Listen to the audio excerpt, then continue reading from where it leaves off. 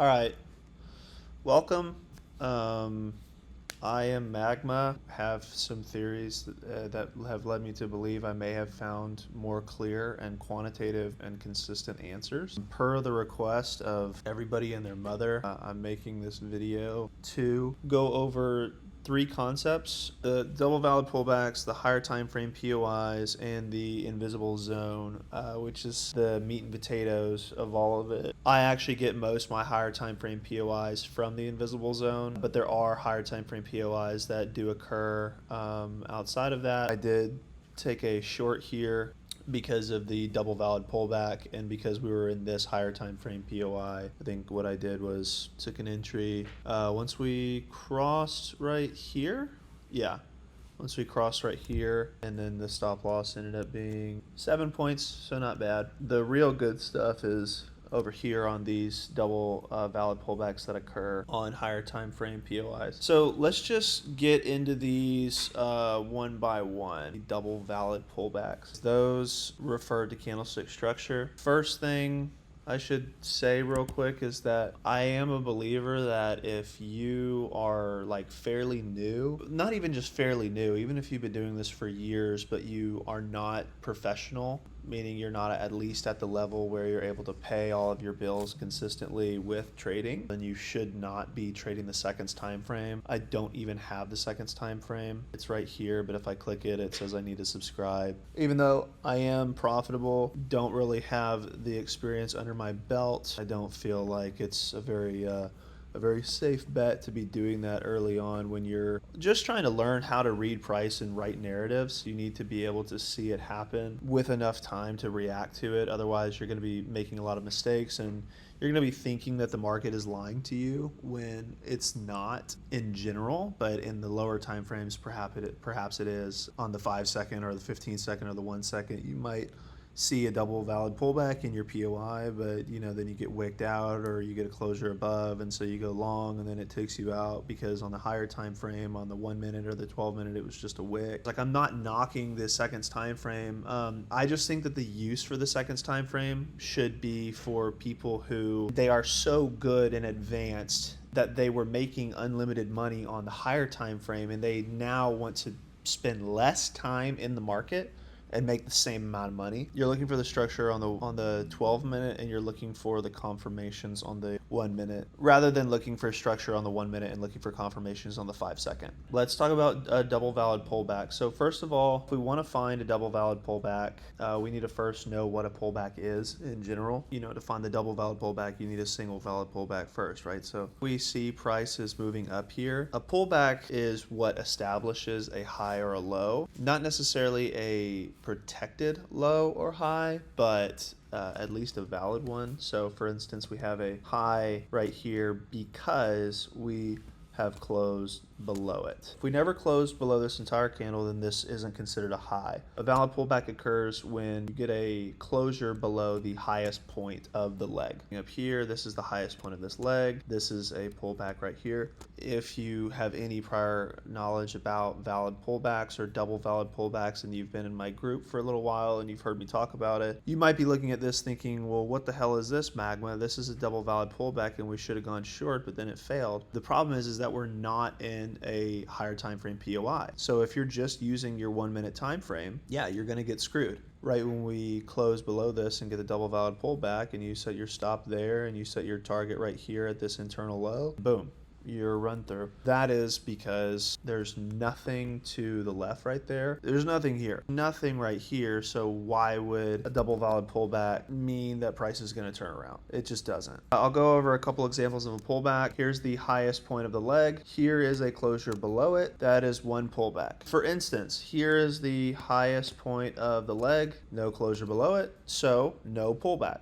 Right? Once we get into this higher time frame point of interest, we see the highest point of the leg right here, and then we see a closure, a body closure below the candle that puts in the highest point. That is pullback number 1. We close this candle, and then again, we put in this high right here. So let's get rid of this one. And then over here, we close below it, which is why our entry is right there. That's the entry right there. Once we cross this line here, with a closure, and then we're writing price down to a few different points. 1, 2. One of the people in my group took this down to 67 points today while I was on live shorting it myself as well, which is super exciting. And I think actually someone else who wasn't even on the live, who I explained double valid concepts to last night, took the short as well, which is just incredible. As you can see, it works really well.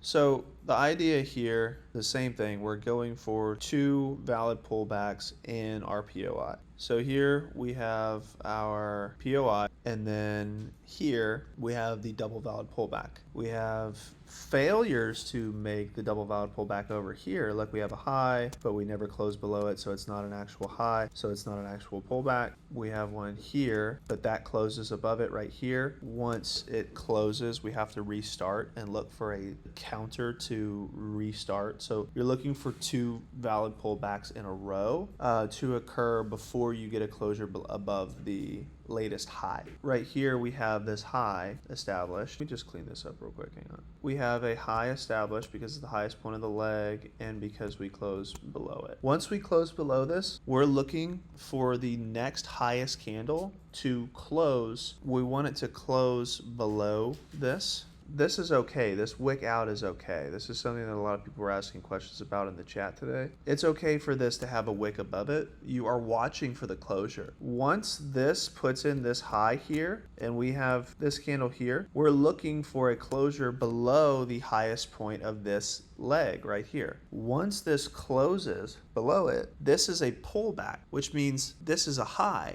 and that means that this is a high that failed to close above this high. And when we have a failure to close above the high, a double valid pullback, we have a failure to close above the high, we should expect the low to get run, and your target is at the low, internally at least. So you can, I mean, obviously you could get like way more out of that. I knew that this was a turning point for price to bounce because it also came from a higher time frame POI. I called 200 points yesterday. Of course, I would like to talk about that, right? Why wouldn't I?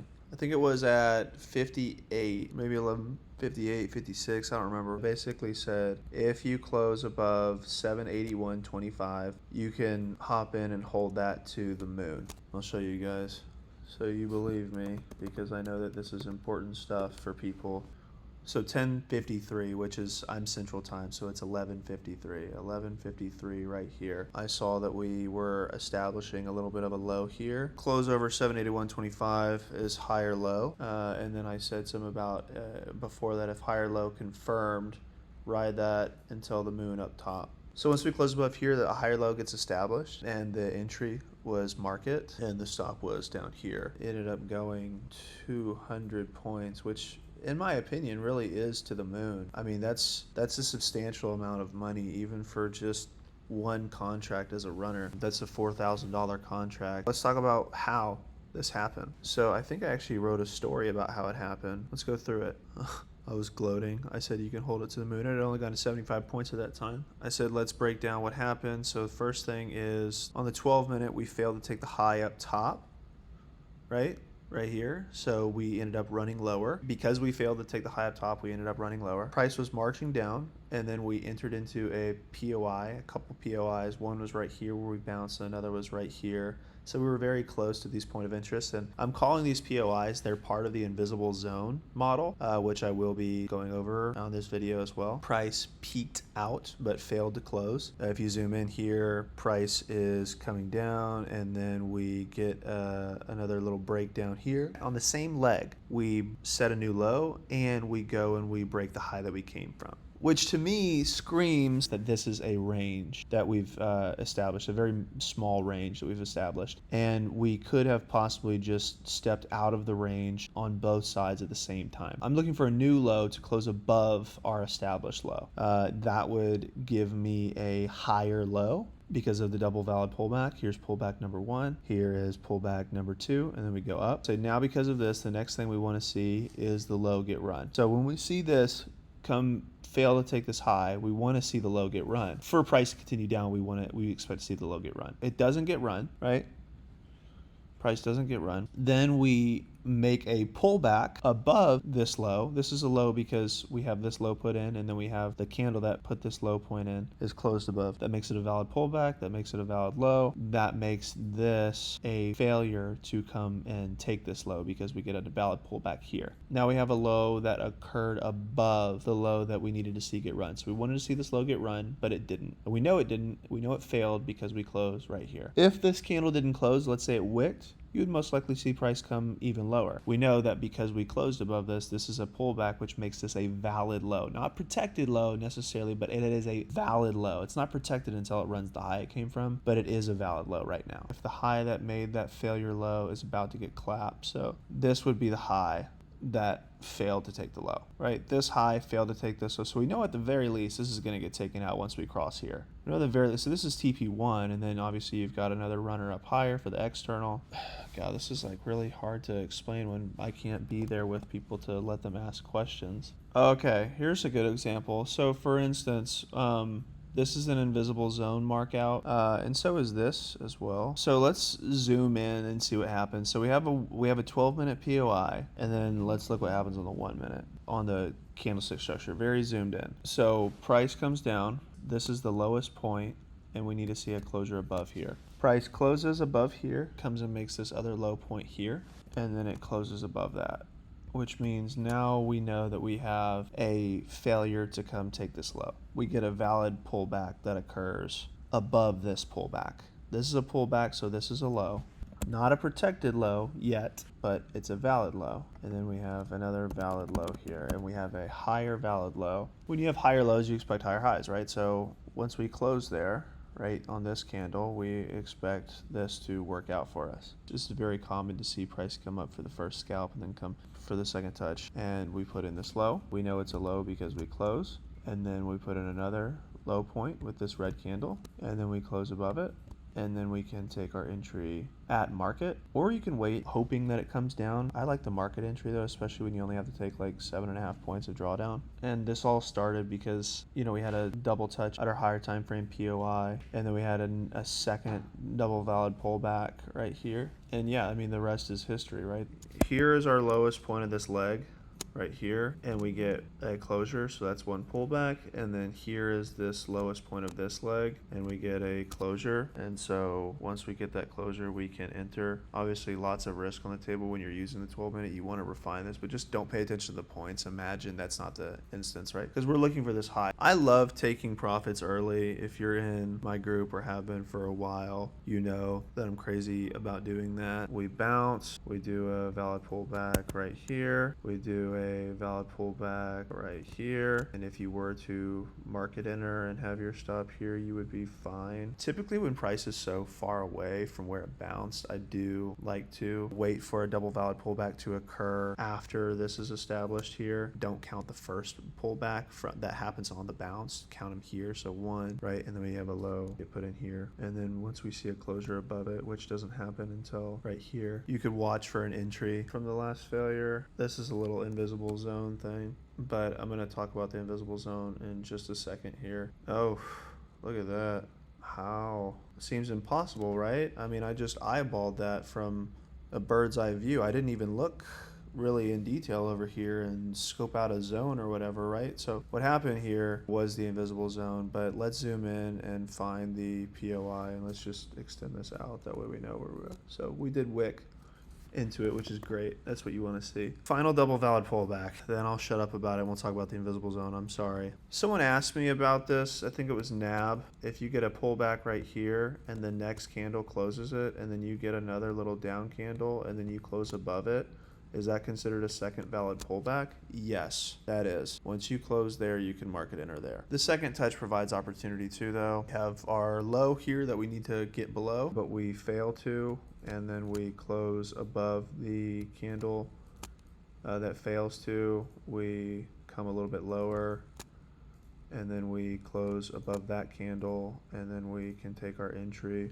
and we can target the bottom of the highest candle here, which is what I always use. I know everyone sees me do that a lot. This is kind of, wait, my bad. This stop loss is wrong. The stop loss is below, stop loss goes below this one, below the second pullback. Okay, we're done with the valid pullbacks. Next thing we're covering is the invisible zone. So how did I draw this out here? I drew this out between our protected low to the left. I'm considering this a protected low because it broke this structure right here. It's a pretty damn responsible low. I call it the responsible low, actually. On the way down, I'm anchoring from the responsible low to recent failures. And so here I'm anchoring to this recent failure. And when I say failure, I mean a low that failed to send price to take the high. Here's our high. We come down, we make this low, and then we fail to make a high, right? So that's where I draw this out, from the responsible low to the most recent failure, which is, I think I put it a tick high on the blue line. The first invisible zone, so you go from your responsible to your first failure, which is right here. Why did I put that there? Because this is the first failure. First time we see a failure on this whole climb, we put in a high, we pull back, we put in a low, then we fail to take the high. So we're dragging from here to here, and then this is where we look for price to bounce. That's bounce number one, and then bounce number two happens from the low, so then it just follows the most recent failures. It oftentimes will repeat itself, so you get this first bounce here, and then it doesn't come below, and so because it does not come below, we do expect it to run the high that it came from. When we're getting this low and when you see that we've broken this low, we shift gears and we look down to the left. So when we break the low that we've been basing our invisible zone placements off of, our responsible low, we're gonna go and look down to the left to our next low. I often find that it is between what I call the low hanger and the low down to the left. I know it sounds made up right now, but trust me, I'll show tons of examples of it. Oftentimes, once we break this responsible low, we get a double bottom, and then we go pretty damn high. And then you can actually see it repeat itself. On the higher time frame, we have this responsible low. We have our first, so we get a bounce here. So we never break below it until we do, right? Once we do break below it, we're anchoring to our most recent failure. I said our first one is the first failure. Our second one is the most recent failure, which is right here. You zoom in on the 1 minute flip occurrence happen right here, and you can take your longs. It comes back, you can take another long. Now, it looks like we're failing to get out of here, and if we do come and break this low here, let's see if we do. So if we break this low, we're gonna look down to the left. Right now, this zone is moving. It's migrating from here to here. Why? Because this is a failure low. This low failed to get us out of here. So we're gonna base the responsible low with the failure low. That's how we anchor them. And then maybe look for a flip here. So we get one, and obviously you would want to zoom in on the 1 minute to be able to identify this. As you can see on the 12 minute, it's probably going to be very identifiable. If I go to the 1 minute, I'm going to start ranting about double valid pullbacks, and I'm sorry, you're just going to take my word for it. This is the line I just drew. That's where we bounce. Imagine you can get along, let's say like right here or something. So we do get a bounce there. Let's see how strong the bounce is. As you guys can see, by the way, this is no sweat. What I'm doing here is no sweat. You may have just seen that and thought, oh my God, he didn't even look over here. Like it's real. I'm going to say it until I die. And people are going to think I'm crazy, and they're never going to want to do it. And they're not going to make the 78 point move we did today or the 200 point we did yesterday with ease, because they don't want to believe in the invisible zone because it sounds ridiculous. You know what I find ridiculous? People trading for multiple years and not being profitable. So this is real. I'm showing you. You've seen it bounce every time. Zooming out, here's a even better example. Let's go with maybe this one or this one. It's sometimes hard to tell which ones. As you see price get into this area, we're looking for the bullish behavior to begin on the lower time frame. Price gets into this area, and it, just full sends, honestly. So our low to our recent failure. Price came down. It failed to come and take the high, failed to go back up. We expect price to come down here. And then it just goes, man. Look at that. That's insane. Right, so let's look for an invisible zone example here now. We're going to currently be anchoring here, and our anchors are first failure. So we do get some bounce down, and then our second anchor occurs right here, and we touch here, and we do get a bounce down. And then our third anchor would then occur right here. So if we don't bounce here, then we could expect price to come into this area. So we don't bounce, we run it, and then price comes up there, and then it looks like it does give a little bounce for 230 points. So even in a very strong bull market, we're able to identify where some bounces are going to come from. So we talked about the invisible zone a little bit. I will touch on it some more before the end of the video, don't worry. Let's talk about higher time frame POIs. POIs means point of interest. Based on, pattern recognition and historical data, that's where we look for price to bounce. So I would be able to identify higher time frame POIs by the invisible zone and by looking at candlestick structure when we get to certain highs and lows. So for instance, when we get up here to try to take this high and we get a double failure, this high is a POI for me. This actually does appear on the 12-minute as a spike. And right here is a double valid pullback, and so that's why, don't let me start on the double valid pullback, but we put it up, we put another one up, and it's lower than this one, and we close below it. Once you close below it on that, you can take your market, put your stop there, and you can short the low. That's a double valid pullback that occurs in a higher time frame POI, because look at the 12-minute. What we were just looking at occurred right here. Look for the double valid pullback to occur within it, and it does, and you take your short. So the high becomes a POI.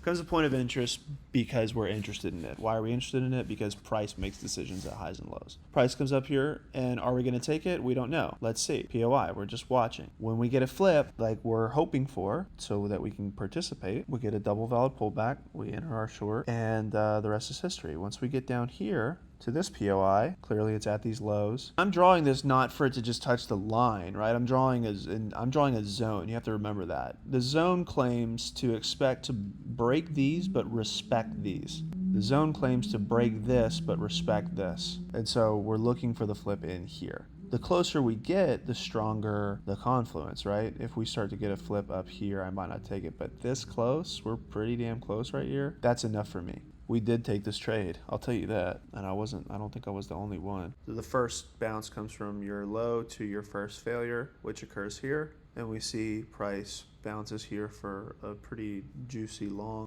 I believe the same thing is happening here though. We have the responsible low, we have our first failure, we have 50%, and we get a bounce, a double tap, and another long. This one's good. So we have our low, and we have our failure here, and we have a bounce, and we have our low, and we have our failure here, and we have a bounce, and it even comes between these, which is good because this is technically the actual first failure if you think about it. And then it repeats itself. We have a low here, we have a failure here, so we expect a bounce right here. Our low, our failure, 50%. This one gave a bounce. Oh yeah, it was that's a wick right there. That's 100 points. Our low down here, we've got our low hanger right here. So let's just let price play out.